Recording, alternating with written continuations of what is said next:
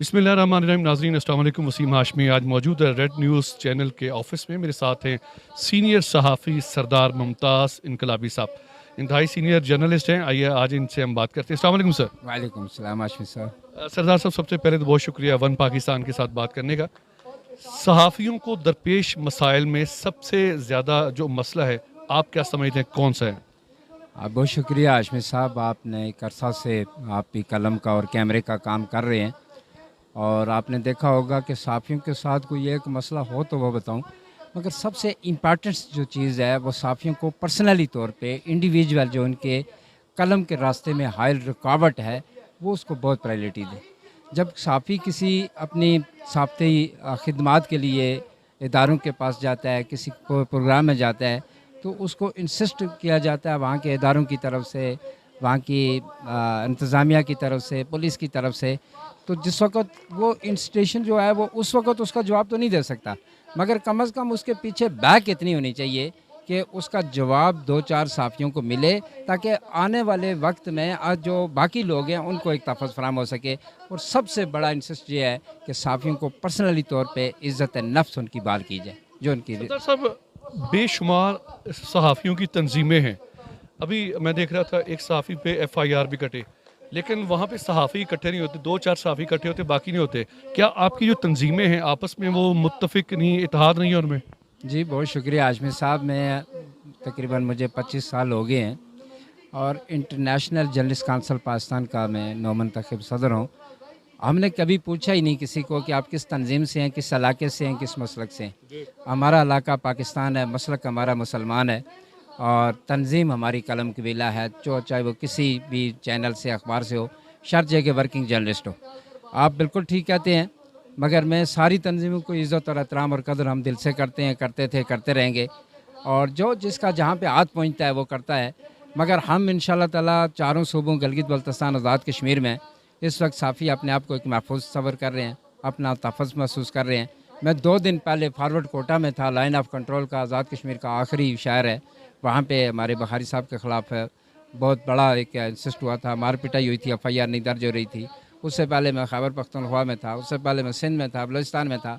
तो आप ठीक कहते हैं कि इत्तेहाद होना चाहिए, मगर जहाँ भी जिस वक्त भी पूरे पाकिस्तान के साफ़ियों को हमारी ज़रूरत है, तो पाकिस्तान का कलम कबीला शाना बशाना आपके खड़ा होगा इंशाअल्लाह ताला। और डंके की चोट पे आप काम करें, आप अपने कलम को आप मिल्लत इस्लामिया पाकिस्तान की बका और दफ़ा के लिए इसका इस्तेमाल करें, चैनल्स को करें, ज़ुबान को करें। आपके रास्ते में आने वाली रुकावटों को हम रोनते जाएंगे इंशाअल्लाह ताला। सरदार साहब, आखिरी सवाल, जो नए आने वाले सहाफ़ी हैं जो इस पेशे, मुक़द्दस पेशे को अख्तियार करना चाह रहे हैं, उनके लिए क्या पैगाम देंगे? सर, हमारा जो मेन थीम्स है वो यही है कि जब नए साफ़ी को आप अपने गले नहीं मिलाएंगे, जब नए साफ़ी को आप बताएंगे नहीं कि आप स्टोरी कैसे बनाएं, आप लीड कैसे निकालें, आपने बिपर कैसे देना है, तो वो आके फिर स्टिकर ही देंगे और बम्पर ही देंगे।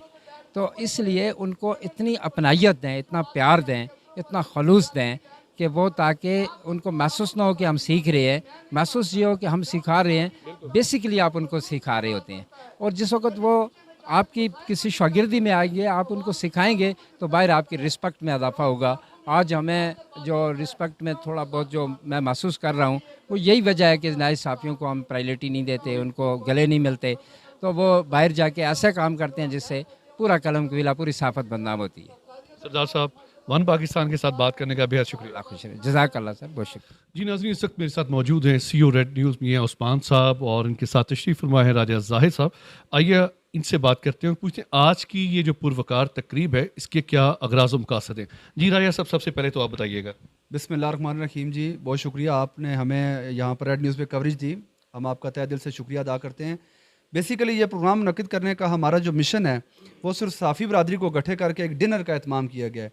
चूँकि कोरोना की वजह से आपको पता है कि हालात लोगों के ऐसे हो चुके थे, घरों में लोग बैठे हुए थे और लोग बोर हो रहे थे, ख़ास तौर पे जितने भी साफ़ी बरादरी हमारी है।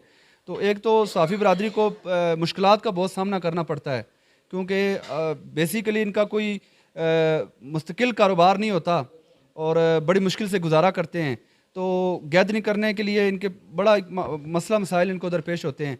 तो फिर हमने ये सोचा, मियाँ उस्मान साहब हैं हमारे बाहर, चेयरमैन साहब बैठे हैं सिकंदर मुगल साहब, तो हम तीनों ने आपस में मीटिंग की कि चलें हम ऐसा करते हैं कि एक छोटा सा प्रोग्राम मुनक्किद करते हैं जिसमें साफ़ी बरदरी को बुलाते हैं और उनको खाना वगैरह खिलवाते हैं।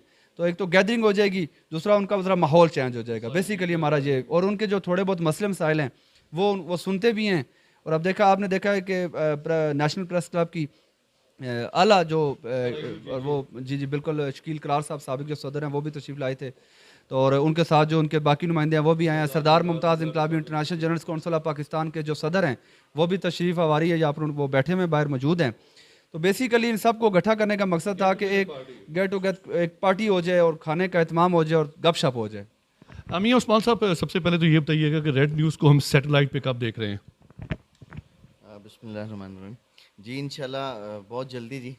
प्रोसेस जो है वो कह लें कि अंडर प्रोसेस है। आपको पता है कुछ लीगल इसके जो प्रोसीजर होता है, तो इंशाल्लाह कुछ उसके लिए कंफर्म टाइम मैं तो नहीं दे सकता आप। अप्रॉक्सीमेटली अगर हम एक आइडिया आपसे लें, रफ आइडिया लें, with in 2 month, 3 month, 6 month? Hope so कि विद इन 6 मंथ। सहाफ़ियों को दरपेश मसाइल हैं, आए दिन सहाफ़ियों पे FIRs कटी जाती हैं, लेकिन जब सहाफ़ी बरदरी को ये मुख्तलिफ व्हाट्सएप ग्रुपों में बताया जाता है इकट्ठे नहीं होते, इसकी क्या वजह है?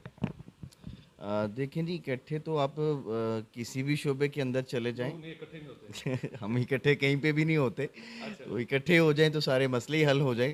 तो बहरहाल ये आप ये कह लें कि एक शऊर हमें जो नहीं होता, सहाफ़त एक शोबा ज़रूर है, लेकिन इसकी प्रॉपर कोई इसकी ट्रेनिंग नहीं है, प्रॉपर इसका कोई एक प्लेटफॉर्म नहीं है जिसके अंदर आपकी कोई तरबियत की जाए, आपको एक वो मंशूर दिया जाए। सो आप अपनी जगह पे सहाफ़त शुरू करते हैं तो आपका कॉन्सेप्ट कुछ और है, आप उस प्लेटफॉर्म पे चल रहे हैं, मेरा कुछ और है, मैं उसके ऊपर चल रहा हूँ।